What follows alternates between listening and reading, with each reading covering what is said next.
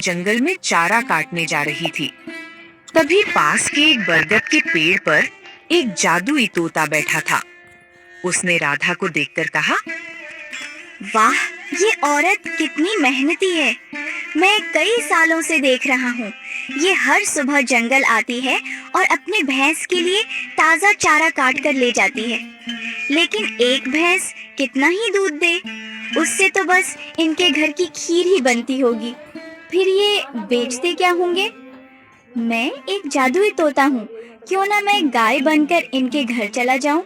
मेरे दूध को बेचकर ये अपनी जिंदगी आराम से जी सकेंगे। हाँ, ये ठीक रहेगा। ये औरत बहुत दयालु और नेक दिल भी लगती है। इतना कहकर तोता पेड़ से उतरा और एक सुनहरी चमक के साथ एक खूबसूरत गाय में बदल गया।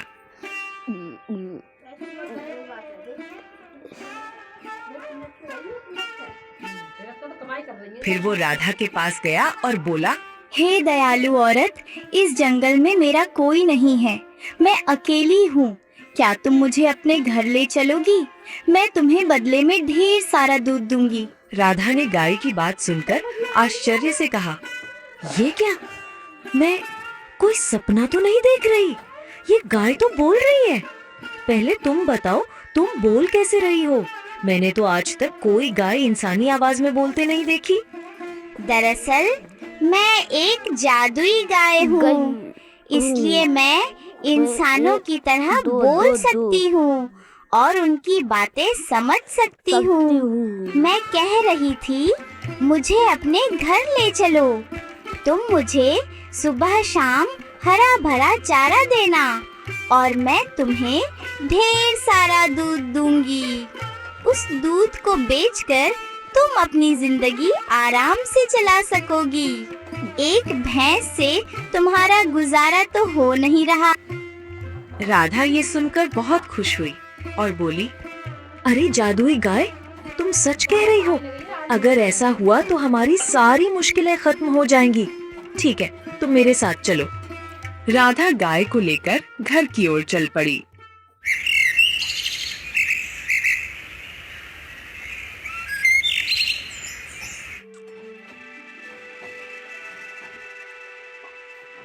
थोड़ी देर बाद राधा गाय के साथ घर पहुंची तो उसके पति मोहन ने आश्चर्य से पूछा,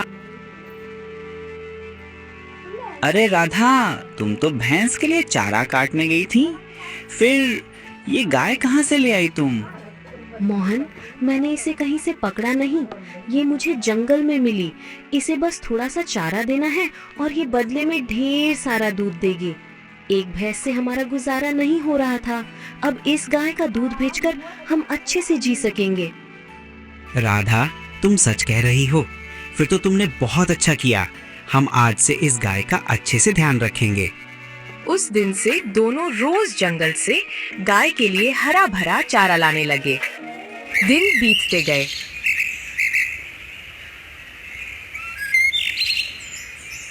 कुछ समय बाद मोहन गांव के मुखिया के पास रोज दूध देने जाने लगा। एक दिन उसका पड़ोसी किशन ये सब देखकर सोचने लगा, अरे, इसके पास तो एक ही भैंस थी, फिर ये रोज बाल्टी भरकर दूध कहाँ से ला रहा है? एक भैंस इतना दूध कैसे दे सकती है? जरूर कोई रहस्य है, मुझे जल्दी पता लगाना होगा। किशन अपनी पत्नी सरला को ये बात बताने घर गया। घर पहुंचकर बोला, सरला, तुम तो जानती हो कि मोहन के पास सिर्फ एक भैंस थी, फिर वह कहाँ से रोज बाल्टी भर भर के दूध बेच रहा है? हमें जल्दी पता लगाना होगा, वरना वो हमसे भी अमीर हो जाएगा। ये जी, अगर ऐसा है तो जाइए और जल्दी पता लगाइए। मैं ऐसा होता नहीं देख सकती। हाँ ठीक है, मैं अभी जा रहा हूँ। वह मोहन के घर पहुंचा और चुपके से सब देखने लगा। मोहन गाय से बातें कर रहा था। मेरी प्यारी गाय, और चारा खाएगी? मैं अभी लाता हूँ। नहीं मोहन, आज तुमने मुझे बहुत चारा खिला दिया। अब मैं और नहीं खा सकती। किशन गाय को बोलते हुए देखकर हैरान रह गया। अरे, यह गाय तो बोल रही है। यह कैसे हो सकता है? गाय भी इंसानों की तरह बोलती है। मोहन, आज मैं तुम्हें ढेर सारा दूध दूंगी। जितना दूध चाहिए उतनी बाल्टियां रख दो। कल सुबह वो सारी बाल्टियां दूध से भरी होंगी। नहीं गायत्री, तुम पहले जितना दूध देती थी उतना ही दो। ज्यादा लालच अच्छा नहीं, हमारा गुजारा अच्छे से हो रहा है। वैसे तुम्हें मेरे घर अच्छा लग रहा है ना? तुम्हें चारा देने में तुम्हें परेशान नहीं हूँ। हाँ मोहन, मैं बहुत खुश हूँ। हमारे दूध से तुम्हें फायदा हो रहा है ना? हाँ गायत्री, तुम्हारे दूध से हमें 2 वक्त की रोटी मिल रही है। अच्छा, तो ये जादुई गाय है जो बाल्टी बाल्टी दूध देती है। मुझे जल्दी कुछ करना होगा। हाँ, कल जब मोहन गाय को जंगल ले जाएगा मैं उसे मार दूंगा। फिर देखता हूँ ये दूध कहाँ से लाता है। मोहन, एक जरूरी बात सुनो।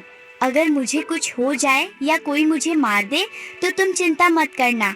जिस पेड़ के नीचे मैं राधा को मिली थी उसकी पत्तियां मेरे सिर पर रख देना। मैं फिर से जीवित हो जाऊंगी। गायत्री, ऐसी बातें क्यों करती हो? मेरा किसी से झगड़ा नहीं, कोई तुम्हें क्यों मारेगा? चलो मैं तुम्हें जंगल ले चलता हूँ। राधा, मैं गायत्री को जंगल ले जा रहा हूँ। अगर देर हो जाए तो चिंता मत करना। ठीक है, लेकिन जंगल में सावधान रहना, वहाँ जंगली जानवर होते हैं।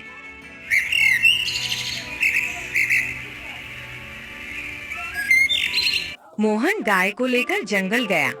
वहाँ गायत्री हरा भरा चारा खाने लगी। तभी मोहन ने सोचा, आज बहुत गर्मी है, एक काम करता हूँ, मैं उस पेड़ के नीचे थोड़ा आराम कर लेता हूँ। वो पेड़ के नीचे जमीन पर बैठ गया। इधर किशन झाड़ियों में छिपा था। उसने सोचा, इस गाय को मारना ही पड़ेगा, ये मेरे रास्ते का कांटा है। तभी गायत्री जोर जोर से चिल्लाने लगी। मोहन नींद से जागा और बोला, अरे गायत्री को क्या हुआ? मुझे देखना चाहिए।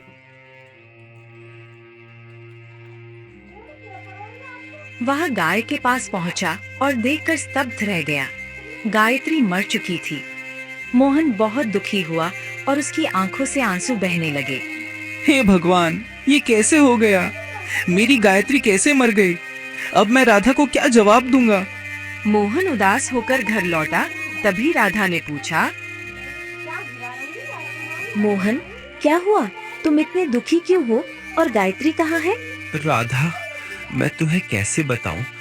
गायत्री अब नहीं रही, वो मर गई। ये क्या कह रहे हो? वो तो जंगल में चारा खाने गई थी। बताओ क्या हुआ? मैं जंगल में पेड़ के नीचे सो रहा था, तभी अचानक गायत्री की चीख सुनाई दी। जब मैंने देखा तो वह मर चुकी थी। ये कैसे हो गया? वो गाय हमारी कमाई का एकमात्र सहारा थी। अब हम क्या करेंगे? राधा, चिंता मत करो, मुझे गायत्री का रहस्य पता है। मैं जंगल से पत्तियां लाता हूँ। ठीक है, लेकिन सावधानी से जाना। मोहन जंगल गया।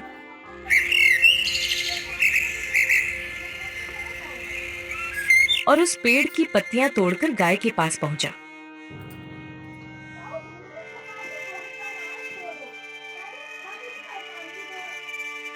उसने पत्तियां गाय के सिर पर रखी। तभी एक तेज रोशनी के साथ गायत्री जीवित हो गई। मोहन खुश होकर बोला, गायत्री, तुम वापस आ गई। भगवान का लख लख शुक्र है। पता है, मुझे तुम्हारे बिना अच्छा नहीं लग रहा था।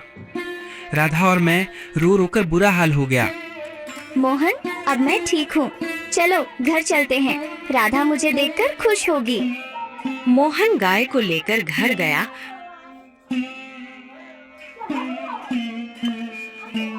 और राधा को सब कुछ बताया।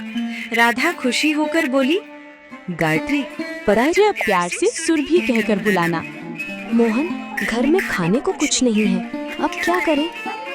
मोहन, बाल्टी लाओ, मैं तुम्हें ढेर सारा दूध दूंगी। सुरभि, पहले जितना दूध देती थी उतना ही दो, वो हमारे लिए काफी है।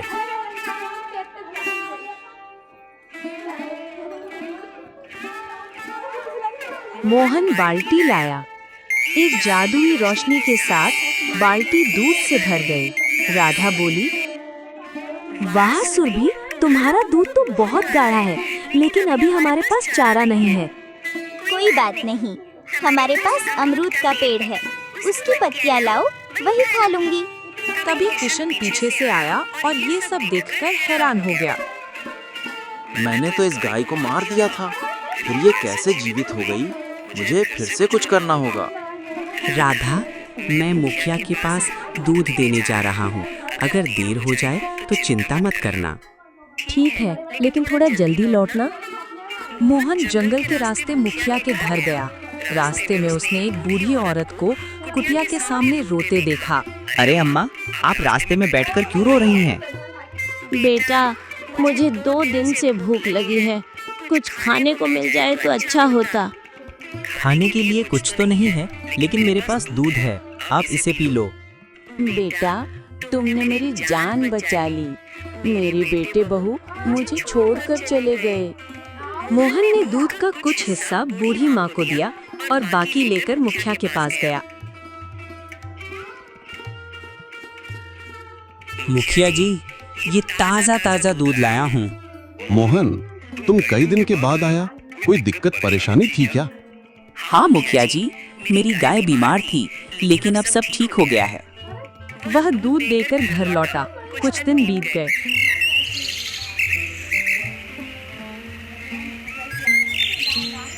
मोहन अब गरीबों की मदद करने लगा। किशन को यह देखकर बहुत जलन होने लगी। ये मोहन तो दूध बेचकर अमीर बनते जा रहा है। मुझे उसकी गाय को फिर से मारनी होगी। गांव में सुरभि के जादुई होने की बात फैल गई।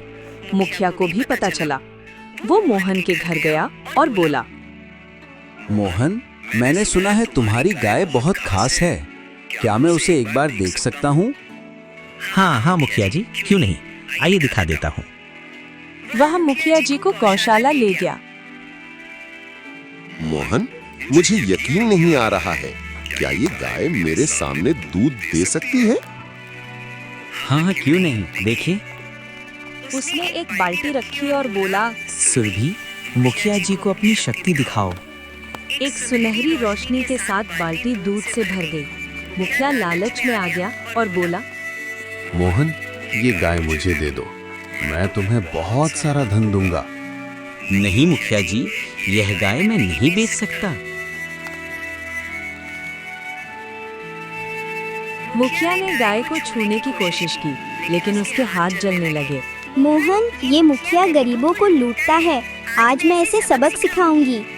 मुझे माफ कर दो, मैं ये गाय नहीं लूंगा। मुखिया जी, आपने गरीबों की जमीन छीनी है, उन्हें वापस कर दीजिए और माफी मांगिए। मुखिया को अपनी गलती का एहसास हुआ।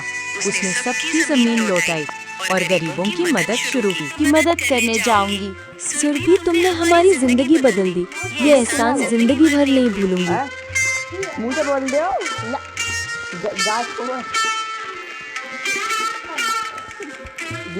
सुरभि चली गई और मोहन और राधा खुशी खुशी रहने लगे। पड़न जाए, पड़ा है घर बैठ कर।